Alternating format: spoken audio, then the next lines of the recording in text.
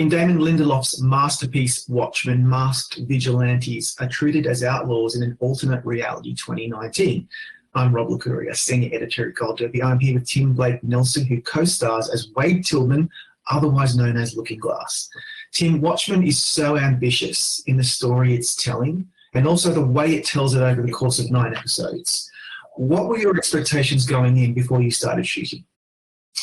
I certainly wasn't expecting Damon's approach to storytelling, even though I did educate myself about Damon to a degree beforehand. So I knew from The Leftovers that he had an iconoclastic approach to narrative on television, meaning that he wanted to create a show in which you couldn't predict not only what was going to happen next, but how the story was going to be told.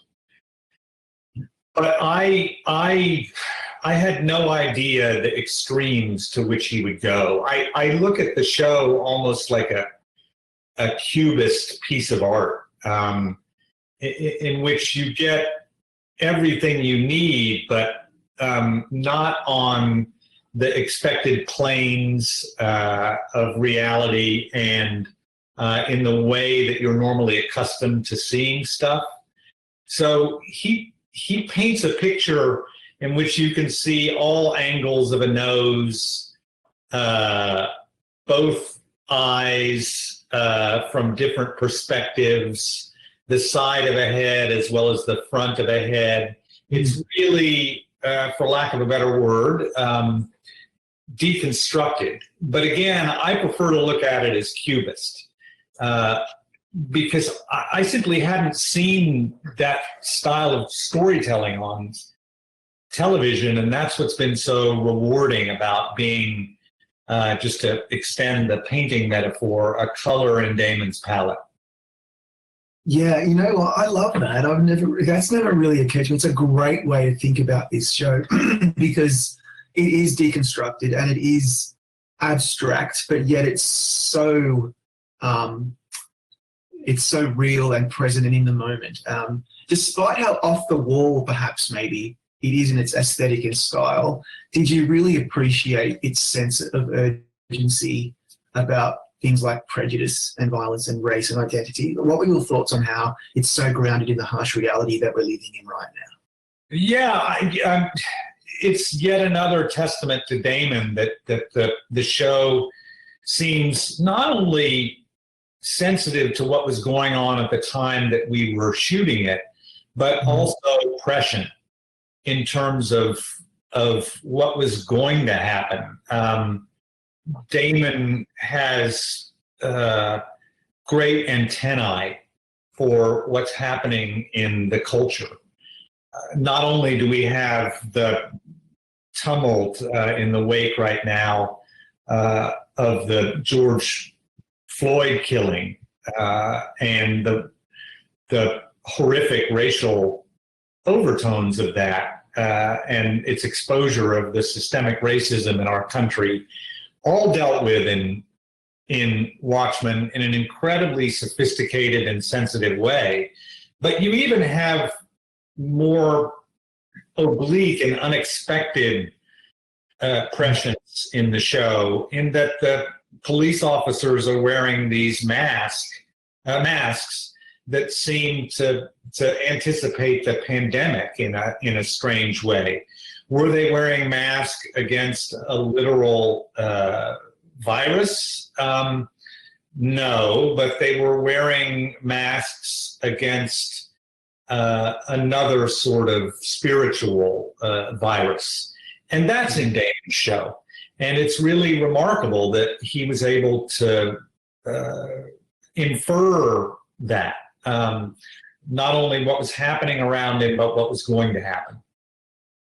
Yeah, what you're saying is so true, because they're those important themes that we talk about often, like violence and racism, identity, were key to the show. But the mask wearing, once I started seeing that masks were becoming a political statement, it reminded me that was absolutely so critical to this show as well. Do you get a lot of feedback about how prescient the show has become particularly during the pandemic and now during this current period that we're living in? I do get a lot of feedback about the show's prescience, and it never ceases to astound me. And people find new layers and new nuances to that. But of course, many of the sensitivities that the show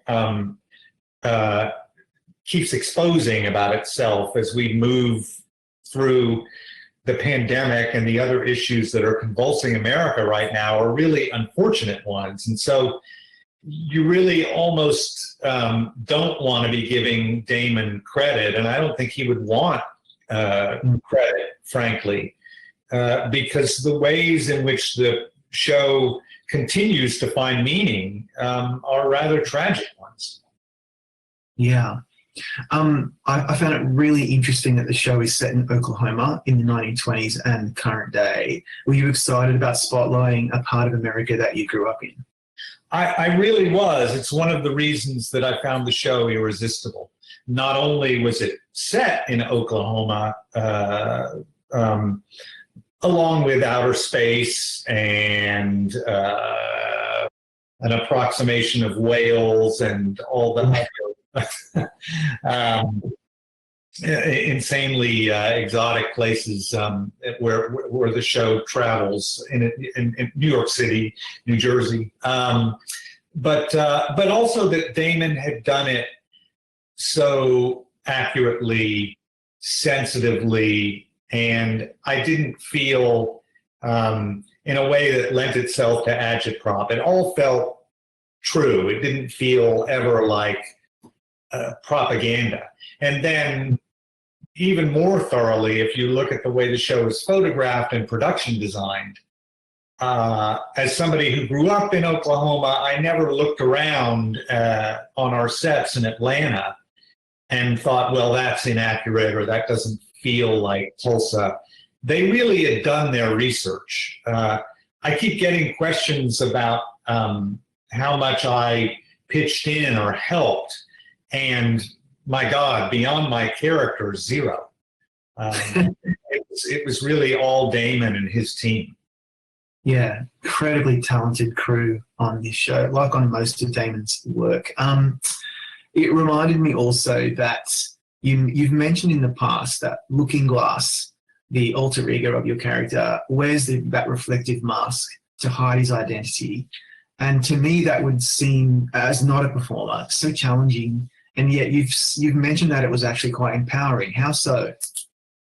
Well, like many actors, I've done mask work because that's a part of actor training, thankfully. It's great. And by taking away an actor's face, the actor is asked to rely more on the body and the voice.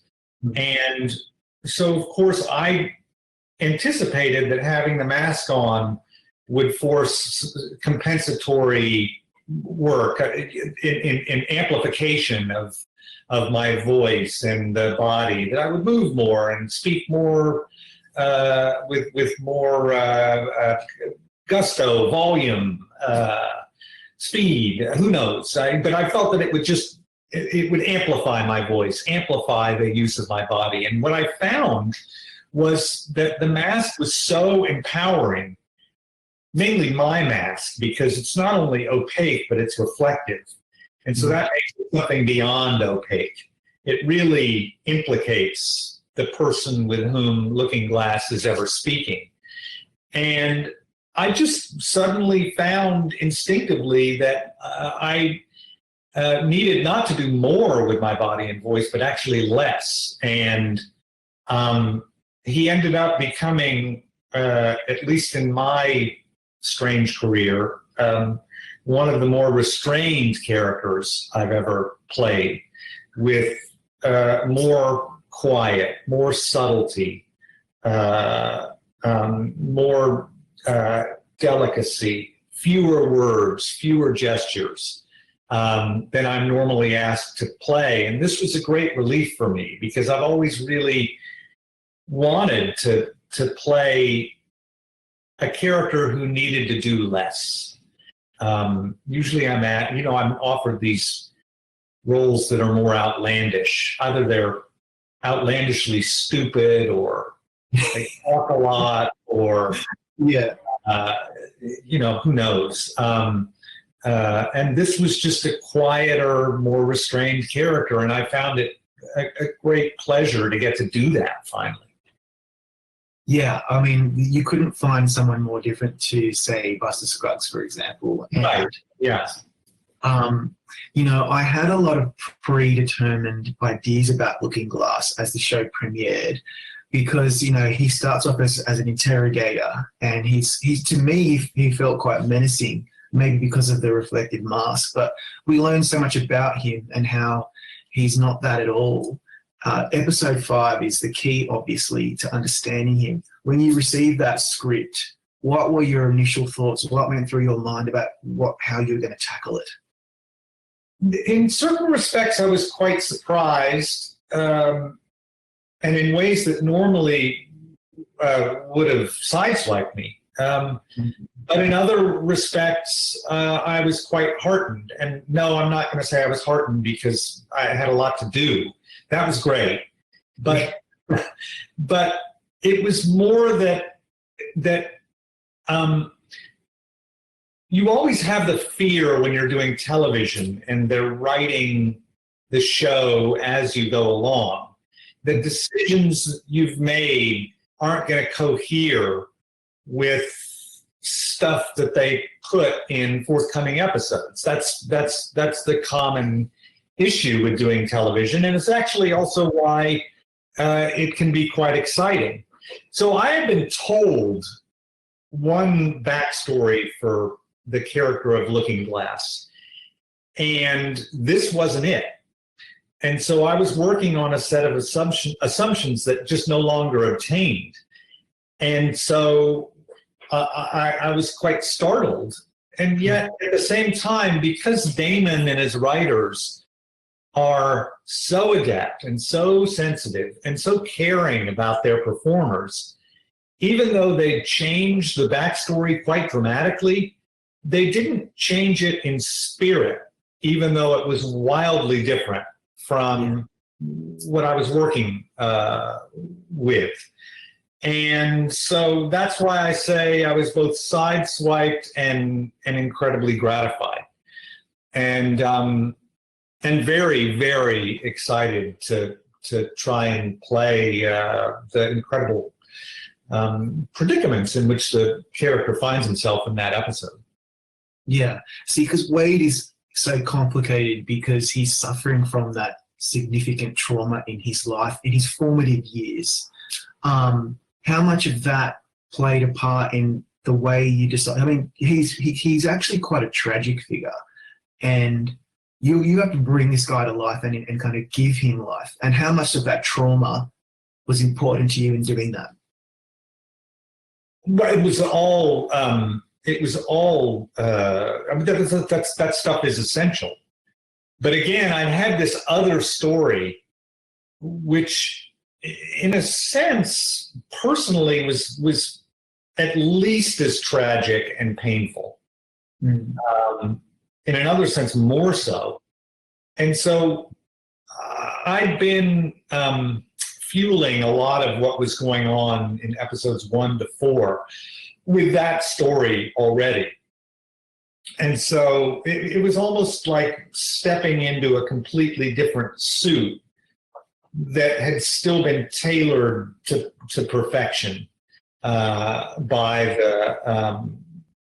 the clothier. And so that's just, I give all credit in that respect to Damon and the writers for coming up with this completely different backstory that nevertheless fit into all the secrets that were helping me create the character of Wade in episodes 1 through 4 anyway. So it cohered. It worked because the story worked. Yeah.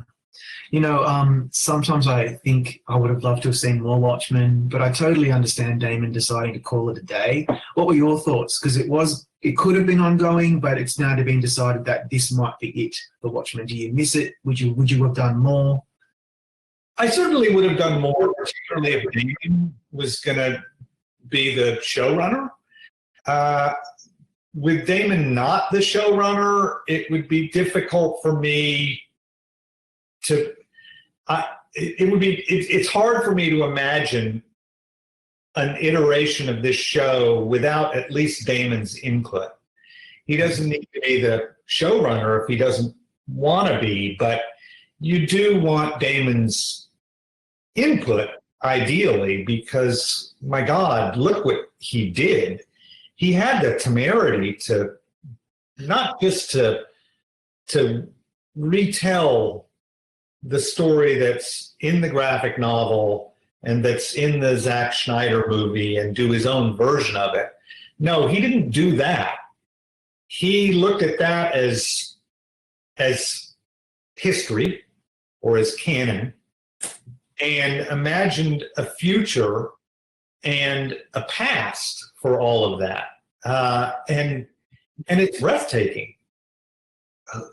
If somebody is going to create another season that either continues in step with that or does something just as outlandish as what Damon did and puts it 60 years into the future, in which case I probably wouldn't be in it. You really, I think, want Damon's insight, at least to inflect that if he's not going to be running the show. And I got to do one season. We all got to do one season. I'm really excited to have been a part of something that captured the public's imagination. And I got to act for Damon Lindelof. And I got to act opposite Regina King and Gene Smart and Jeremy Irons and Andrew Howard and so many other wonderful actors, Paula Malcolmson, and it was just in episode 5. And with these incredible directors like Stephen Williams and Nikki Casal and Steph Green, how can I complain? Yeah, I think that's the best attitude to have, and it makes it more special. We can just cherish the 9 episodes that we were gifted with. My final question is not Watchmen related, because I couldn't possibly not ask you about the Coen Brothers, because that's what I think most people will connect you with, your collaboration with those guys, those geniuses. If you had to identify one thing that you most cherish about working with them, what do you think it would be? Their generosity. I think they're generous in every way. They're generous day to day with cast and crew, so that when you're on the set, you feel cared for, appreciated, no matter what your position is on the movie, whether you're an actor or a grip or transportation supervisor, stuntman, makeup artist. They're just incredibly generous in an effortlessly consistent way. But they're also generous storytellers. When you go to see a Coen Brothers movie, there's so much care and preparation built into every frame, every facet of the storytelling. With a great Coen Brothers movie, and they're all great, you have these twists inside of twists and these flourishes on top of flourishes. You almost have 2 or 3 movies in one. And that permeates everywhere. It's the wealth of characters you get, the narrative you get. It's all of it. And one word that encompasses that is generosity. Yeah, I think that's a really fitting way to end the interview. Tim, astounding work on Watchmen. I loved every moment of it, and congratulations on a really great season. Thank you so much, and thank you for your for interviewing me. Now, everyone go to goldderby.com, and while you're here, check out all of our great contender chats. Click subscribe. We've got plenty more to come. Thanks a lot.